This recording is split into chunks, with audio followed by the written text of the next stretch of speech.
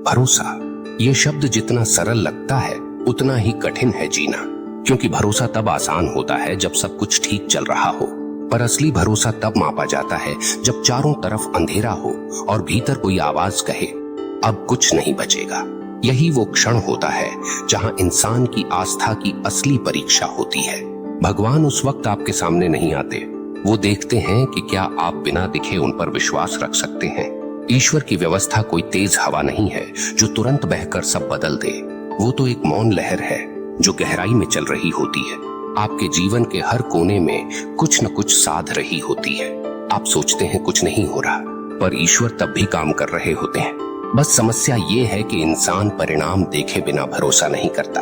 वो चाहता है कि भगवान उसके हिसाब से चले, लेकिन क्या भगवान कभी किसी की घड़ी से चल सकते हैं?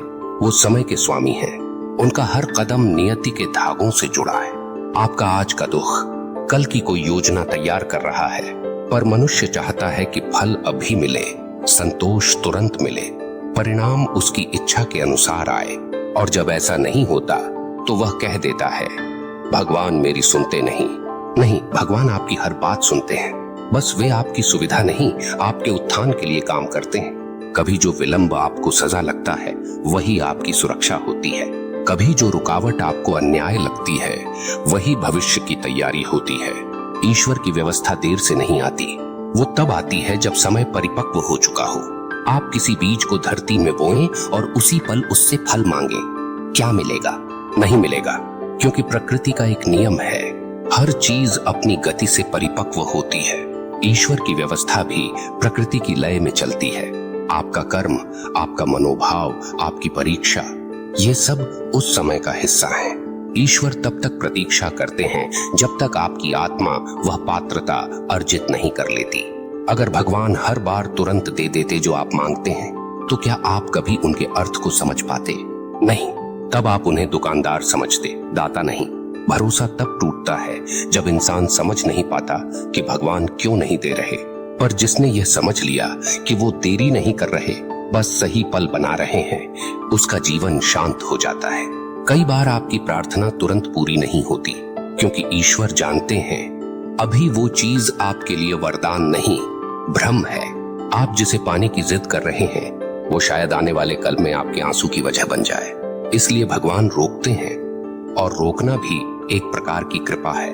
जो रुकावट को श्राप समझता है वो अधीर है, जो रुकावट में अर्थ देखता है वो भक्त है। एक बार श्री कृष्ण ने अर्जुन से कहा था, समय से पहले कुछ भी पाना उसका मूल्य खो देना है, क्योंकि समय से पहले मिलने वाली चीज आपके भीतर की तैयारी से बड़ी होती है, और जो मनुष्य तैयारी से पहले पा लेता है वो या तो उसे खो देता है या उसके भीतर अहंकार जन्म लेता है। इसलिए भगवान देते तो हैं, पर तब जब आप भीतर से स्थिर हो जाते हैं। आपने देखा होगा जब समुद्र शांत होता है तभी चांद का प्रतिबिंब साफ दिखता है, वैसे ही जब मन शांत होता है तभी ईश्वर की व्यवस्था दिखाई देती है। आपका अधैर्य उस प्रतिबिंब को धुंधला कर देता है। फिर आप सोचते हैं भगवान मौन है, जबकि मौन में ही तो वो बोल रहे होते हैं। भरोसा रखना आसान नहीं है, पर अगर आप सच्चे हैं तो एक बात याद रखिए, ईश्वर कभी अपनी योजना आधी नहीं छोड़ते। अगर उन्होंने आपको किसी राह पर भेजा है तो मंजिल तक पहुंचाने की जिम्मेदारी भी उन्हीं की है। आप बस धैर्य रखिए, क्योंकि भरोसा वो अग्नि है जिसमें आपकी कमजोरी झलकर शक्ति बनती है। कभी कभी जो लोग, जो अवसर, जो रास्ते आपसे दूर जा रहे हैं वो दरअसल भगवान की व्यवस्था का ही हिस्सा होते हैं। वो आपके जीवन से कुछ निकाल रहे हैं ताकि कुछ और श्रेष्ठ उसके स्थान पर आ सके। और जब वो श्रेष्ठ चीज आती है तब आप समझते हैं अगर वो पुराना नहीं गया होता तो ये नया कभी नहीं आता। इसलिए अधीर मत बनिए, ईश्वर के समय को समझिए, उनकी योजना को महसूस कीजिए, क्योंकि जो व्यक्ति भगवान की गति को समझ गया उसके लिए देरी का अर्थ भी दया बन जाता है। कभी ध्यान से देखिए, जीवन में जो कुछ भी घटा है, चाहे वो कितना ही अनचाहा क्यों न लगा हो, वो किसी न किसी बड़े कारण की भूमिका रहा है। कोई व्यक्ति गया तो शांति आई, कोई अवसर छूटा तो समझ आई, कोई दुहा खाया तो भीतर की आंख खुली। ये सब संयोग नहीं, व्यवस्था है। बस अंतर इतना है कि ईश्वर काम चुपचाप करते हैं, वो कोई घोषणा नहीं करते। हम चाहते हैं कि उनकी योजना हमारे हिसाब से चले, लेकिन उनका हिसाब हमारी सीमाओं से परे है। उनकी व्यवस्था दूर तक देखती है, जहां तक आपकी सोच नहीं पहुंच सकती। आप कहते हैं, प्रभु मेरे लिए रास्ता बना दो, और वो जवाब देते हैं, पहले तू अपने भीतर का कोहरा हटा ले, क्योंकि जब मन साफ होता है रास्ते अपने आप दिखने लगते हैं। कभी ये मत सोचना कि भगवान निष्क्रिय हैं, वे बस उतने ही सक्रिय हैं जितना आपका विश्वास जीवित है। जैसे ही आप भरोसा खोते हैं, व्यवस्था धीमी लगने लगती है, और जैसे ही आप शांत होकर कहते हैं, जो होगा भगवान की इच्छा से होगा, आप महसूस करेंगे कि चीजें धीरे धीरे अपने स्थान पर आने लगी हैं, क्योंकि उस क्षण आप प्रतिरोध छोड़ देते हैं। भरोसा दरअसल प्रतिरोध की अनुपस्थिति है, लेकिन मनुष्य को यह समझने में समय लगता है। वो भगवान से नहीं, परिणाम से प्रेम करता है, इसलिए जब परिणाम नहीं मिलता तो उसका विश्वास हिल जाता है। पर असली भक्त वही है जो परिणाम के बिना भी प्रेम करता है, जो भगवान से कह सके, प्रभु अगर आप दे रहे हैं तो अच्छा है, अगर नहीं दे रहे तो और भी अच्छा है। ऐसा व्यक्ति व्यवस्था को नहीं, व्यवस्था के रचयिता को देखता है। ध्यान दीजिए, आप जो भी चाहते हैं वो आपके कर्मों के बही खाते से जुड़ा है। भगवान उस किताब में गड़बड़ी नहीं करते। आपका हर कर्म, हर विचार, हर निर्णय सब गिना जा रहा है। कभी देरी इसलिए नहीं होती कि भगवान सुन नहीं रहे, बल्कि इसलिए कि आपके कर्मों का संतुलन अभी पूरा नहीं हुआ। जैसे नदी तब तक शांत नहीं होती जब तक उसमें कीचड़ बैठ नहीं जाता, वैसे ही आपका जीवन तब तक स्थिर नहीं होता जब तक कर्मों की गहराई में छिपा कंपन शांत न हो जाए। आप प्रार्थना करते हैं, भगवान मेरी सुनो। भगवान जवाब देते हैं, पहले तुम अपनी सुनो, क्योंकि ईश्वर तब नहीं आते जब आप उनसे जोर डालते हैं, वो तब आते हैं जब आप भीतर से मौन हो जाते हैं। मौन ही वो द्वार है जहां से उनकी व्यवस्था प्रवेश करती है, और उस मौन में एक संदेश होता है, मुझ पर भरोसा रखो, मैं देख रहा हूं, बस प्रतीक्षा करो। आपको पता है सबसे बड़ा दुर्भाग्य क्या है? जब इंसान ईश्वर पर भरोसा करने से पहले ही हार मान लेता है। वो कहता है, मैंने बहुत प्रार्थना की, कुछ नहीं हुआ। लेकिन क्या उसने विश्वास के साथ की, या सिर्फ परिणाम के लिए? भगवान को आपकी आवाज नहीं चाहिए, उन्हें आपका समर्पण चाहिए, और समर्पण वही कर सकता है जिसे भरोसा है कि सामने वाला कभी धोखा नहीं देगा। अगर आप इतिहास में देखें, हर महान व्यक्ति के जीवन में एक समय ऐसा आया है जब सब कुछ रुक गया था। कृष्ण ने भी कुरुक्षेत्र में देर की थी, राम ने भी वनवास में प्रतीक्षा की थी, मीरा ने भी विष पीने के बाद मुस्कुराया था। क्यों? क्योंकि उन्हें पता था भगवान की व्यवस्था कभी अन्याय नहीं करती। देरी केवल तैयारी है, दंड नहीं। आपके जीवन में जो विलंब है वो दरअसल आपकी आत्मा को मजबूत करने का साधन है।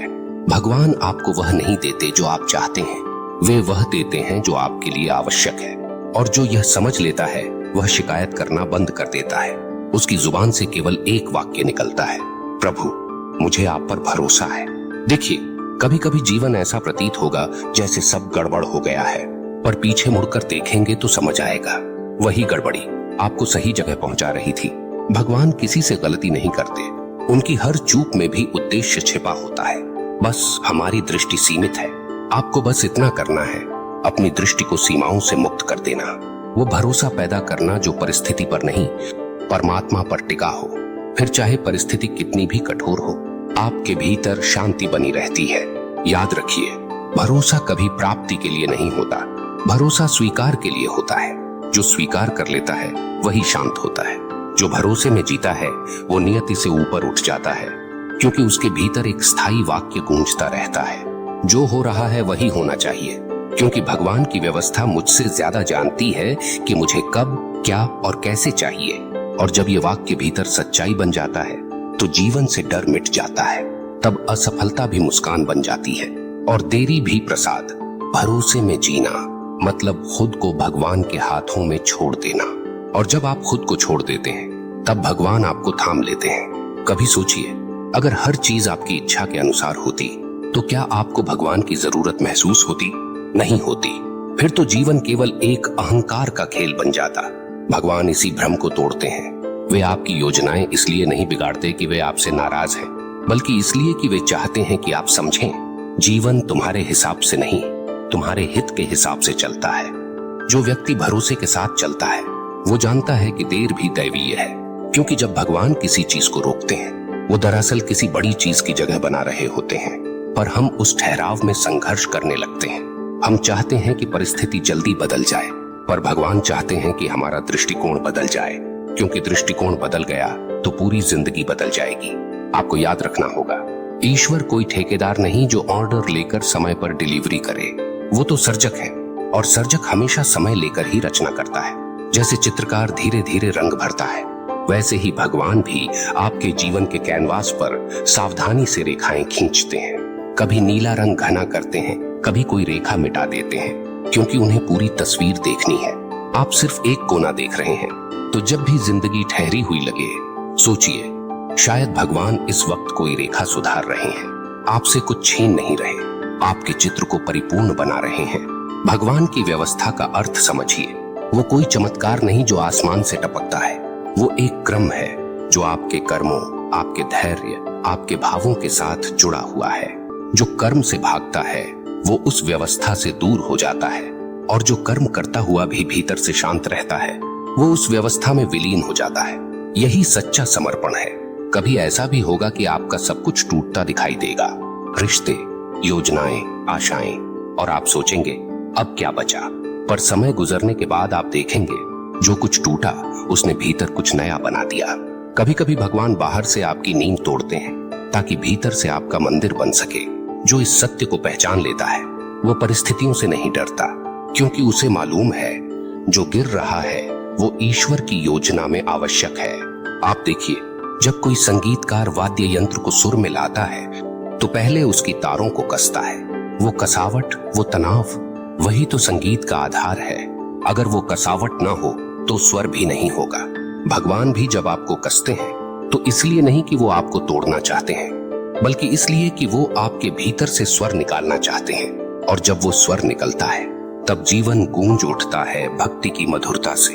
इसलिए जब कठिनाइयां आए तो भागिए मत, झुकिए मत, समझिए, क्योंकि जो समझ गया वो मुक्त हो गया। वो जान गया कि हर परिस्थिति, हर व्यक्ति, हर अनुभव भगवान की व्यवस्था का ही हिस्सा है। आप केवल अपने हिस्से की भूमिका निभाइए, बाकी ईश्वर संभाल लेंगे। क्योंकि जब आप सच्चे भाव से कहते हैं प्रभु मैं आपके हवाले, तब ईश्वर कहते हैं अब मैं तेरे हवाले नहीं, तू मेरे हवाले। और यही तो है पूर्ण भरोसा, जहां आप भगवान को नहीं ढूंढते बल्कि खुद को भगवान में ढूंढने लगते हैं। भरोसे में एक अजीब सी शक्ति होती है। वो आपको गिरते हुए भी थाम लेती है, रोते हुए भी मुस्कुराना सिखाती है, और खोकर भी पूर्णता का एहसास कराती है। क्योंकि भरोसा वो दर्पण है जिसमें आपको अपनी झलक नहीं, भगवान की झलक दिखती है। और जब वो झलक मिल जाती है तो फिर प्रश्न नहीं रहते, बस शांति रह जाती है। तो आज से जब भी जीवन देर करे, जब भी चीजें आपके हिसाब से न चले, तो अपने मन में बस एक वाक्य कहिए, शायद भगवान की व्यवस्था रास्ते में है और वो समय से पहले कभी नहीं आती। बस उस भरोसे को जगा दीजिए जो हर तूफान में आपको स्थिर रखेगा, क्योंकि ईश्वर का समय हमेशा पवित्र होता है। और जब वो पल आता है तो सारा अंधकार एक ही क्षण में प्रकाश में बदल जाता है। आप विश्वास रखिए, भगवान की व्यवस्था देर से नहीं, पूर्ण समय पर पहुंचती है। आपका धैर्य, आपकी निष्ठा, आपकी प्रतीक्षा सब गिने जा रहे हैं। और जब वो क्षण आएगा, आपके भीतर केवल एक वाक्य गूंजेगा, प्रभु आपने कभी देर नहीं की, मैं ही अधीर था। अगर आज ये वाक्य आपके दिल में उतर गया हो तो बस इसे याद रखिए, भरोसा रखो, क्योंकि भगवान की व्यवस्था कभी गलती नहीं करती। जब आप थक जाएं तब भी भरोसा रखो, जब कुछ समझ ना आए तब भी भरोसा रखो, क्योंकि जब भरोसा टूटा नहीं तब तक हार हुई ही नहीं।